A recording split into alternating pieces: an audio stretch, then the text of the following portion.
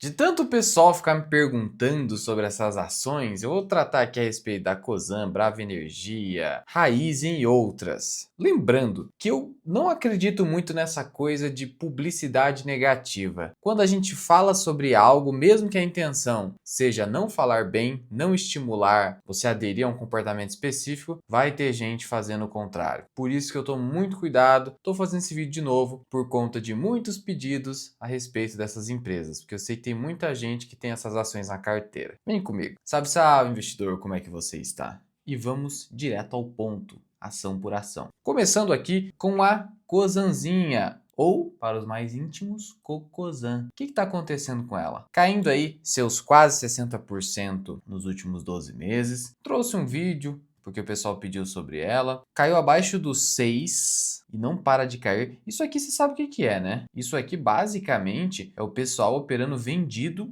com força, principalmente agora aqui, ó, após junho. Isso aqui pode dar short squeeze em algum momento. Não sei, mas esse filme aqui a gente já viu várias vezes. Porque não mudou nada na empresa em relação ao último trimestre. Mas enfim, o que está acontecendo com a Cosan? Tudo se resume à dívida. Uma dívida muito alta. Mas tem empresa pior aqui, tem empresa pior. O que acontece? A Cosan tem uma dívida com custo aí de CDI mais um alguma coisa. E ela está reperfilando, está vendendo ativos. Então, olha aí, Cosan planeja vender até 15 bilhões em ativos até o fim do ano. Ou seja, a Cosan está reduzindo de tamanho, liquidando ativos para reduzir essa dívida. O foco hoje é esse. Então, uma empresa que sempre teve esse viés de crescimento está precisando fazer o contrário, reduzir de tamanho. Isso é muito ruim e o mercado aproveita para bater. Agora, tem esperança? O tempo aqui é curto, são várias empresas, não vou ficar me aprofundando aqui. Até porque, como eu disse, se eu me aprofundar, vai virar uma publicidade positiva quando não é essa a intenção. Mas muito bem, viu? Eu não colocaria meu dinheiro na Cosan, mas eu acredito que ela tem sim possibilidade de recuperação. Por quê? Porque ela é gigante, tem muitos ativos, está fazendo agora o dever de casa, mas só porque eu acredito que uma empresa vai se recuperar, eu vou comprar essa ação? Não significa isso. Agora, para quem já tem a ação, tá com prejuízo, eu costumo dizer o seguinte: eu sigo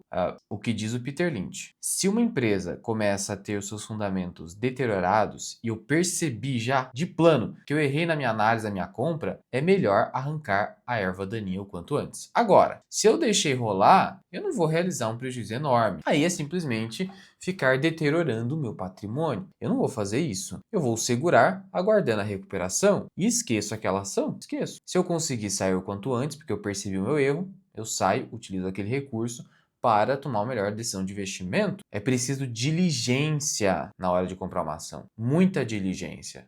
Mas muita. O Buffett fala que ele só compra a ação se ele passou a conhecer aquela empresa de tal modo que ele não se importaria em colocar 10% do seu patrimônio líquido na compra. E aí, por que ele coloca isso aí, essa regra? Porque assim ele sabe que vai se forçar a máxima diligência. E a gente sabe, quem carregou o Cosan, comprou, você vai ter que reconhecer, você não foi muito diligente. E todo mundo está sujeito a isso. Por isso que a diversificação é a proteção contra a ignorância, mas você deveria, ao invés de priorizar a diversificação, priorizar a máxima diligência. E isso envolve se expor aos melhores ativos. Agora, para resumir, eu acho que a Cosan vai se recuperar, mas nem por isso eu vou colocar meu dinheiro aqui. Eu não quero ficar colocando meu dinheiro em ativos que estão passando por muito problema.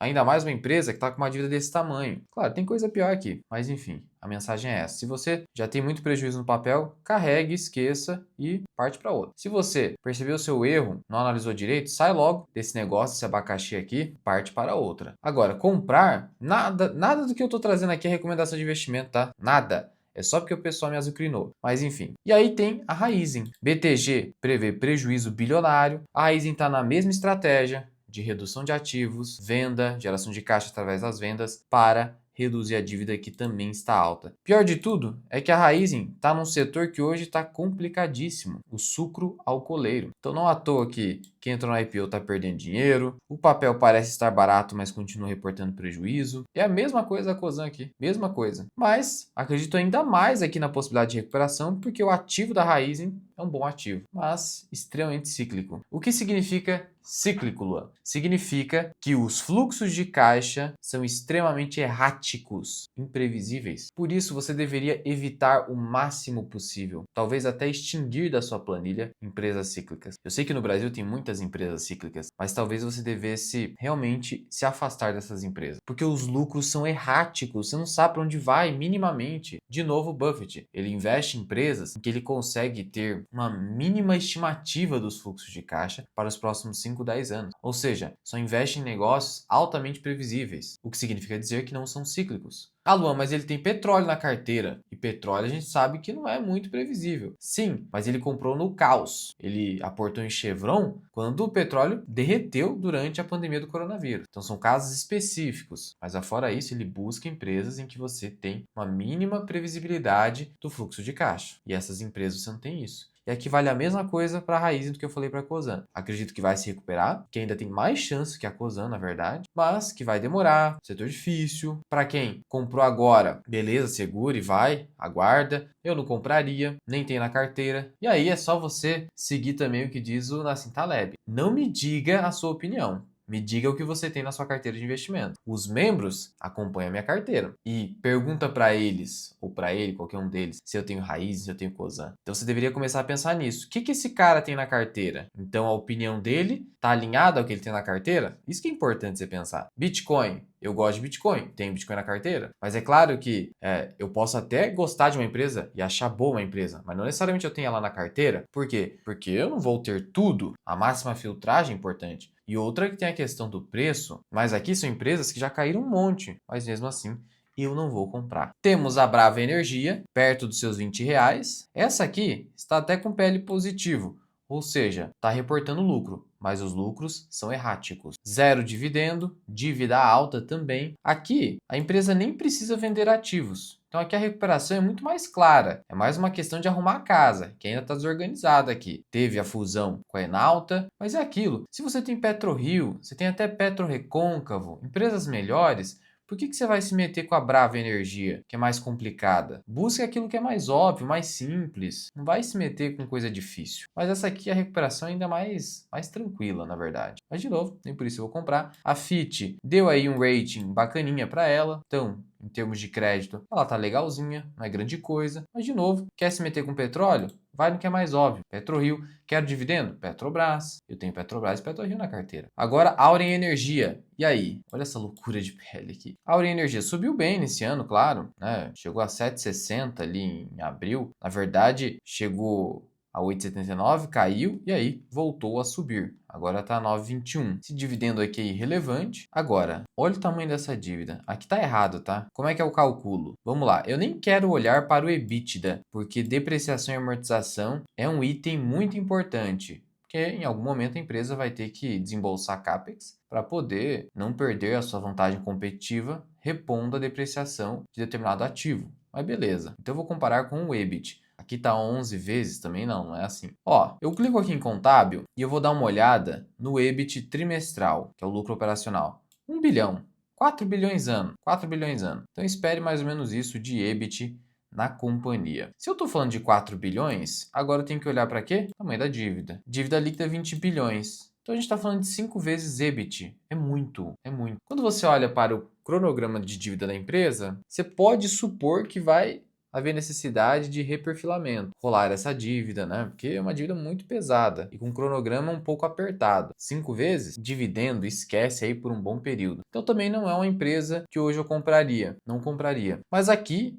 a recuperação é ainda mais óbvia que a Brava Energia, inclusive. Então numa escadinha, você tem a Cosan aqui embaixo, depois a Raizen, depois a Brava, depois a Auren. Então a Cosan é a de recuperação mais duvidosa até agora o que a gente falou. Mas ainda assim eu acredito na recuperação. E a gente tem o caso da Uzi Minas. Esse aqui é interessante. Interessante. Olha esse indicador preço ou valor patrimonial. 0,22. O que o pessoal tá batendo nessa ação não é brincadeira. E ao contrário dessas outras, tá com uma dívida extremamente baixa. É isso que impressiona. Dívida líquida sobre EBITDA de 0,42. Está em 0,5 na verdade, conforme o último reporte trimestral. 0,5 significa que 6 meses de geração de caixa seria suficiente para saldar a dívida. Mas por que o mercado está assim tão pessimista? O setor siderúrgico sofrendo com a penetração do aço chinês, lá ele aqui no Brasil, esse baixíssimo ROI, essa baixíssima margem líquida, só indicador ruim. E o detalhe é que hoje a empresa, e tá saindo até notícia, né? No Brasil Journal falou sobre isso, comentando o relatório do BTG, a empresa valendo 6,3 bilhões e olha o que ela tem em disponibilidade de caixa. Mais do que isso, loucura, né? Não é uma empresa caixa líquido,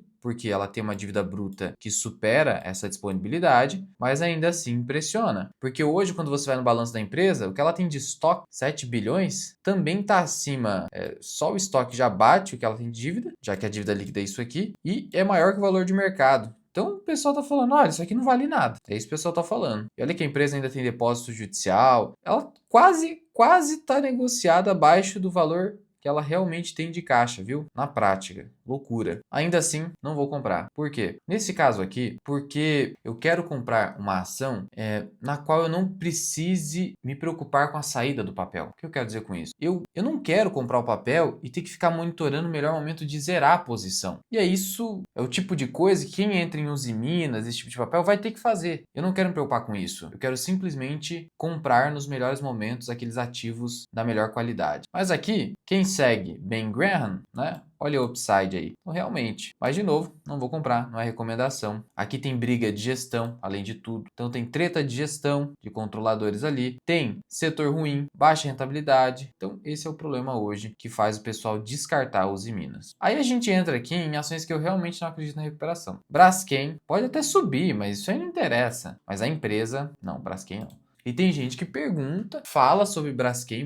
não dá, é um papel muito ruim. Nem vou tecer mais comentários, isso aqui é muito ruim. E a Aeris, que na teoria seria algo bom, mas na prática é só prejuízo. Por quê? Porque ela tem um problema que é uma alta dependência de poucos clientes. Quando você vai investir numa empresa, você tem que investir numa empresa que tem muitos clientes. Assim como quando você vai investir em crédito privado, que eu não gosto, mas através de fundos pode fazer sentido, você tem que investir aonde? Você tem que investir em um fundo onde há uma carteira de crédito pulverizada, diversificada. Você não pode depender de apenas um player. Olha o que aconteceu no passado com a Wii Soluções. Ela conseguiu se recuperar, mas ela passou por um momento difícil ao perder o contrato com a Caixa. Então essa concentração em apenas um player, um fornecedor, um cliente, é um grande problema. E a Aeris sofre disso e de outros problemas mais. Então, a Aeris, eu não acredito na recuperação. E aí o Banco do Brasil seria a pegadinha.